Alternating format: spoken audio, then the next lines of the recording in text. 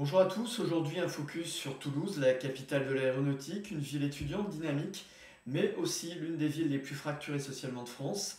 Derrière les images de la place du Capitole ou d'Airbus, il y a des quartiers entiers, parfois qualifiés d'oubliés, où les émeutes et la précarité sont devenus le quotidien.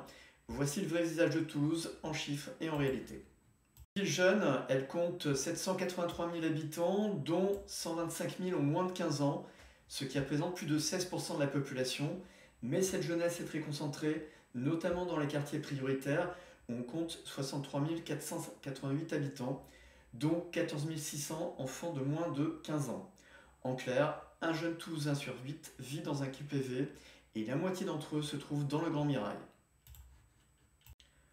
Le Grand Mirail, justement, c'est le quartier historique des tensions à Toulouse, plus de 32 000 habitants, dont plus de 8 000 jeunes de moins de 15 ans. Un quart de siècle d'émeutes, d'incidents, de révoltes sociales. Les violences de 2023 y ont bien sûr éclaté, voitures brûlées, commissariats attaqués, écoles endommagées. Derrière les images, une réalité, de nombreux jeunes qui sont en rupture avec notre société, plongés dans la délinquance et l'islamisme. En Palo ensuite, 6 000 habitants, 1200 jeunes de moins de 15 ans, un quartier souvent cité pour des faits de violence et de trafic, mais aussi pour une forte mobilisation locale, avec une rénovation urbaine en cours.